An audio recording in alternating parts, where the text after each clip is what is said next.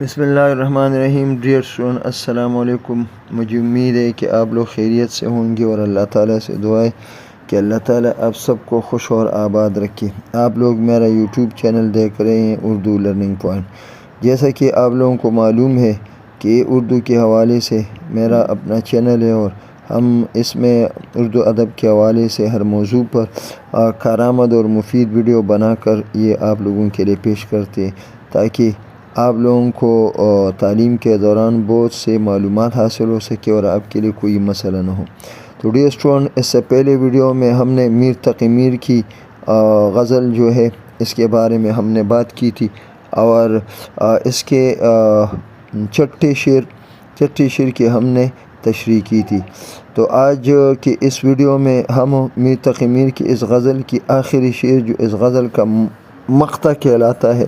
آج ہم اس کی تشریح کریں گے۔ تو شعر ہے: کہیں کیا جو پوچھے کوئی ہم سے میر، کہیں کیا جو پوچھے کوئی ہم سے میر، جہاں میں تم آئے تھے کیا کر چلے۔ تو یہ شعر اس غزل کا آخری شعر ہے، اور یہ مقطع کہلاتا ہے، جس میں شاعر میر نے اپنا نام میر بطور تخلص استعمال کیا ہے۔ تو اس شعر میں شاعر اپنے آپ سے مخاطب ہو کر کہتے ہیں کہ اے میر، اگر دنیا میں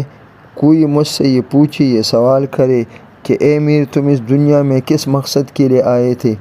اور تم نے وہ مقصد حاصل کر لے یا نہیں، تو شاعر میر تقی میر کہتے ہیں کہ اگر کسی نے مجھ سے ایسا سوال کیا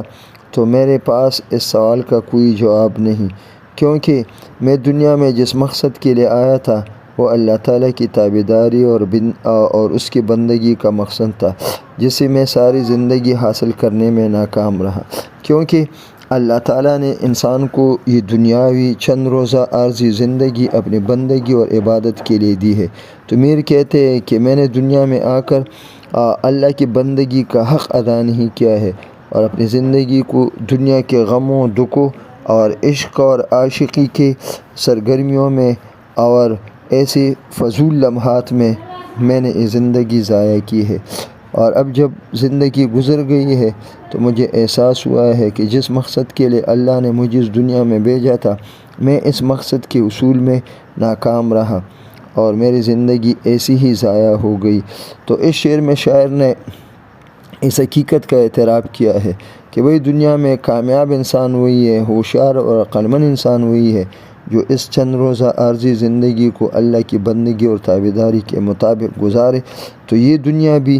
اور آخرت کی وہ ابدی دنیا بھی، اس میں وہ کامیابی حاصل کر سکتا ہے، اور اللہ اس کی نجات کر سکتا ہے۔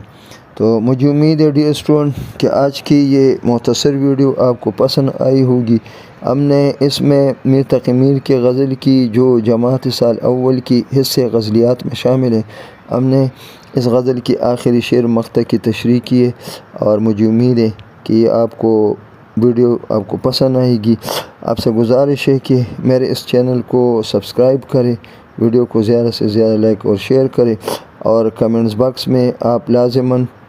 کمنٹس کریں کہ آپ کو میرا چینل اور یہ ویڈیو آپ کو کیسی لگی۔ انشاءاللہ اگلی کسی نئی ویڈیو میں آپ سے ملاقات ہوگی، تب تک کے لیے اجازت دے۔ اللہ حافظ۔